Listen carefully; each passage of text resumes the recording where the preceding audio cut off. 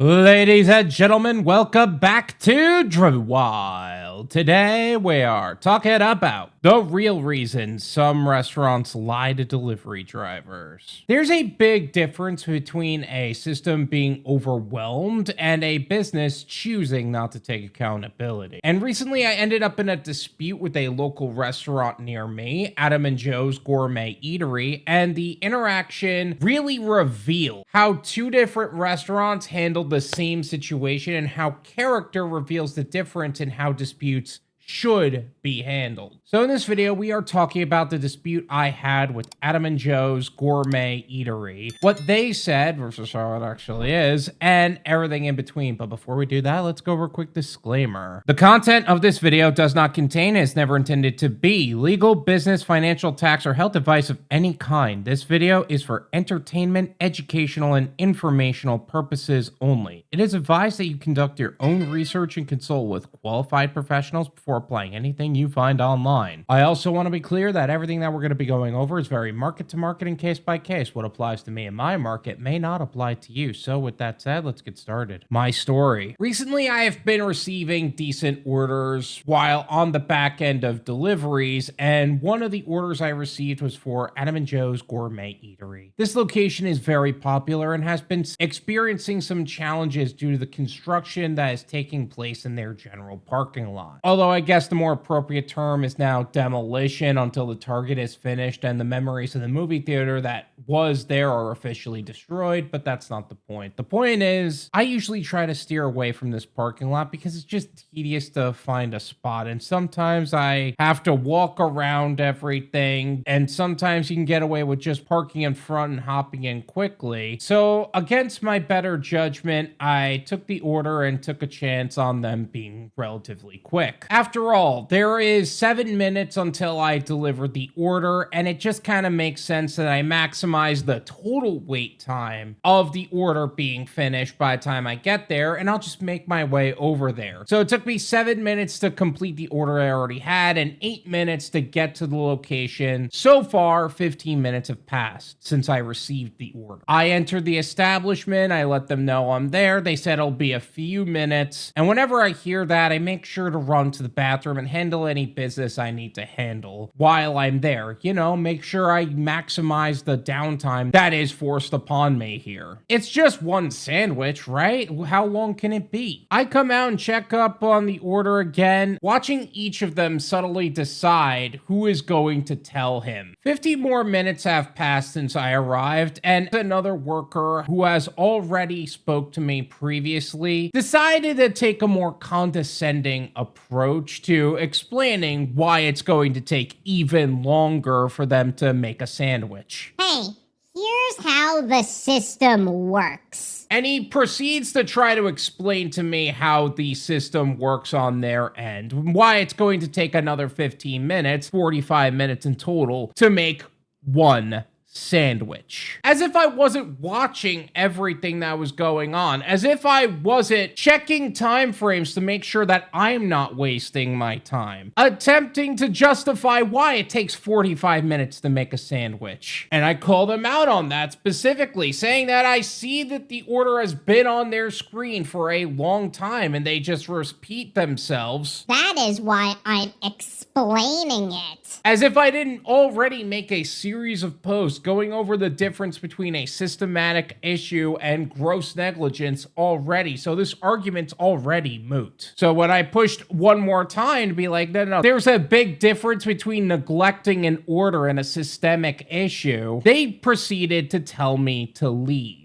And I proceeded to walk out and say, oh, don't worry, I'm leaving, but hey, you earned yourself a review. And I won't lie, there's a certain level of satisfaction in knowing when someone treats your time like it doesn't matter, there are real consequences to their behavior, and it showed on their face. And I wasn't trying to win or prove a point. I wanted accountability to exist within their own establishment. Because people need to realize when their actions don't just disappear, that's when things are supposed to change. switch, taking the fight to Yelp and Google. Now, before pulling out of the lot, I make sure to leave a review on each of the parties involved, the restaurant and the person I was talking to, breaking down the time frames in which I was involved, expecting to move on without an issue, so that way they can make the adjustments they need to make on their end. But things escalated the very next day. Jennifer Siegel decided to respond to me on Yelp in a way that didn't actually address the timeline or the details that I laid out, which is where the problem usually starts. She started to point out that I was an Uber driver and claimed that I can't read a room. So instead of addressing the timeline and the actual sequence of events laid out, in which I was able to track down to the very minute with my mileage tracking, the response shifted towards labeling me instead of explaining what actually happened, which reveals a root problem within their business and the people who operate it. Once the accountability moves away from the facts, it becomes a lot easier to avoid accountability, and it reveals the integrity and character of the owner of the business. You want to defend your position as the owner of the business?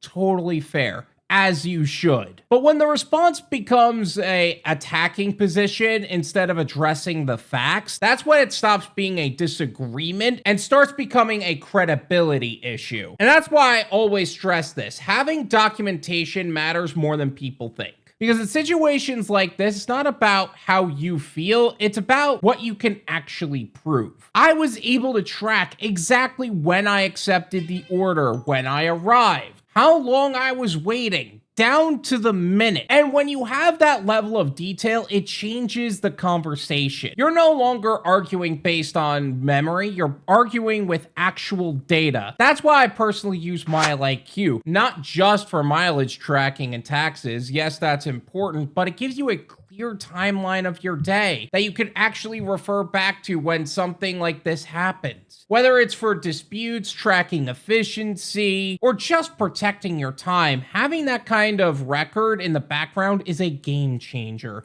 And the reality is the driver who can prove what happened will always be in a stronger position than those who can only remember it. She took a very different approach on the Google review, by the way, making it clear that I didn't want to wait, which is true. I didn't want to wait the extra 15 minutes after you had an order for 30 that was simply a sandwich. That's just a wise business decision not to allow people who treat drivers differently to affect your income by waiting 30 minutes for them to make a sandwich. It's a bit of a callous response, but at least it acknowledges the situation instead of becoming a personal attack. The major problem with this narrative. The approach that they took to reframe the narrative as if it's a systemic issue was just simply the wrong approach, and it really undermines the intelligence of the driver standing there in front of them. Like they aren't seeing what's happening in front of them. When you're being told information that doesn't line up with what you're seeing in real time, that's when frustration starts to build. I made a point earlier of how I made a few posts talking about delivery times and systemic issues with wait times that should be addressed in the platforms we work on. And while it is safe to say that they couldn't have known that I made that video and that they were talking to somebody who's done this kind of research, that kind of makes it worse because it shows that they value the time and intelligence of the driver so poorly. It creates the impression that accountability isn't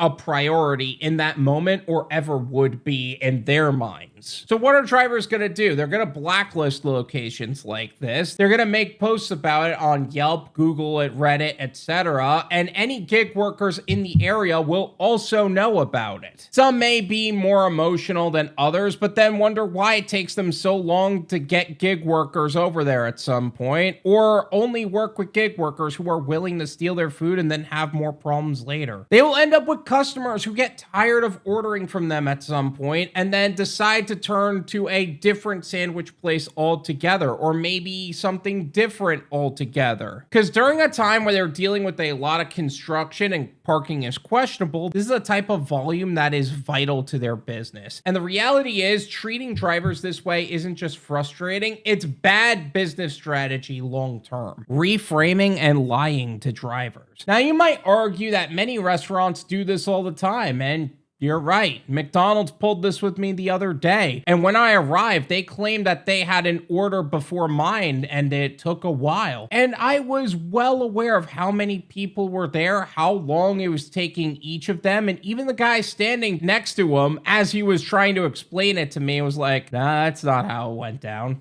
Honestly, lying about why there is a delay is fundamentally worse than just saying, look, this is just taking longer than we expected. It will be out in a moment. I don't need a reason. Just tell me that there's going to be a delay. I remember picking up for a sushi restaurant near here. The place was packed beyond the brim, and the owner there was just honest with me the moment I walked in and gave it to me straight. Look, I know you're here for an order. We are prioritizing in-house orders right now. You are looking at more than an hour of wait time. Okay, thank you for telling me. Have a good night. No drama, no post online, just the clear as day explanation. We cannot help online orders for a bit. I will take that 1,000 times. Someone giving me the truth of why they can't take an order than a perpetual 10 more minutes. Taco Craft used to do that all the time near here, and ever since they fixed their strategy for online orders, I not only receive more from them, I'm friendly with the staff and have minimal issues overall. Why restaurants do this? So why does this happen? Because this isn't just about one restaurant doing this, it's a pattern. A lot of restaurants operate under pressure from multiple decisions. In-house customers are physically present, so they get prioritized. Online orders feel less urgent because the customer isn't standing right there in front of them, and drivers are just treated as expendable because there'll always be another one in their mind. But that's when the problem starts. When a system gets overwhelmed, businesses have two choices: be honest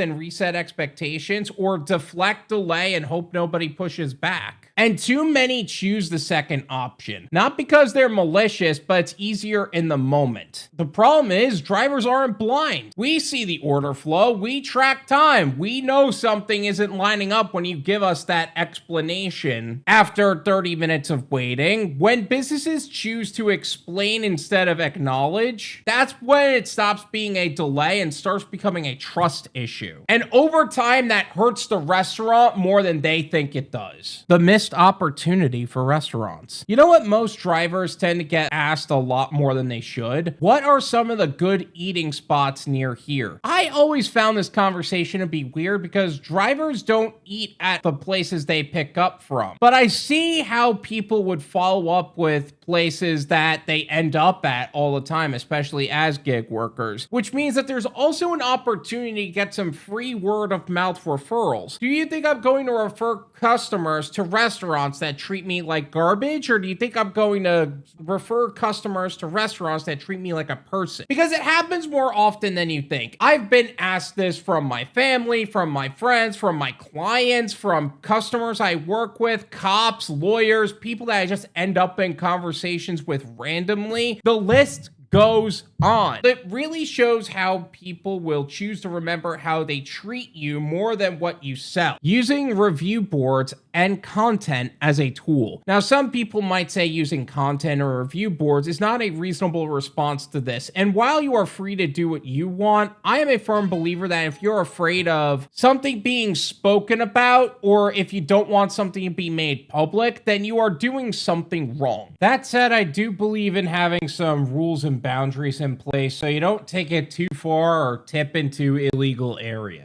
Only refer to your own experiences. Focus on only how you were treated or other things that you have personally gone through. Don't bash ambiance or food quality unless you've actually had their food before or have a real opinion on ambiance. Make sure to have good reviews as well. If you want to maintain credibility, try to have a few good ones too. If you are only bashing restaurants you don't like or give you problems, then you will only be seen as the annoying driver or caring customer, not a credible source of information. Extreme cases only. I mentioned how McDonald's lied to me, and I've had experiences as well with them that were not so great, but I've never made a review on that particular location. It isn't extreme enough, and waiting 10 minutes isn't enough to call it extreme. Details matter. Remember, I made specific points about the details about the visit itself. One of the ways I like to do that is referring to details from the app that I am working on and the MileIQ app as well. Once again, if you haven't downloaded MileIQ for yourself already, link is in the description. Feel free to check that out. Do not allow for mob mentality. I make posts and reviews about people and businesses that I have personally experienced. Not to just make a post about them for the purposes of encouraging other people to make fake reviews because you are hurt. It is your opinion, not your followers. Remember, reviews are for other people to be aware of how the business operates, not how you are hurt. Yes, that matters that you are hurt, but you're not perpetuating the cycle of hurt by causing them to hurt in that way. Moving forward. For now, Adam and Joe's is on my blacklist. I am personally not involving myself into that establishment for now. Maybe if they fix their crap, or maybe if I give it enough time to separate myself, maybe they'll actually fix their shit later. But for now, I am stepping away. The business owner making that comment about me reading the room seems like this person is not somebody who learns from their mistakes in a way that's actually proactive. For some reason, I feel like they would rather double down than fix their own systems. Everything rises and falls on leadership, and if that is how leadership chooses to put in writing, they would rather be more of a long-term risk in terms of time and expectations than fix their mistakes. Honestly, this isn't that much of a loss for me, but I certainly hope that they learn from their mistakes in the future, because there are other sandwich locations in my area, and I have seen many locations get shut down because they don't learn from their mistakes, some of which follow to my reviews. Regardless, their future business really comes down to how they choose to learn from their mistakes. Final thoughts. My overall opinion really comes down to how restaurants treat drivers when wait times are unreasonable. Obviously, the platforms will adjust to this as well, but again, if these restaurants don't learn soon, the wait times will become intolerable and they'll lose business because of it. As for drivers, remember something important. How you choose to let people treat you is how you will be treated long term. If you let people keep you on the back burner, you're gonna lose more money. If you let people lie to you, people will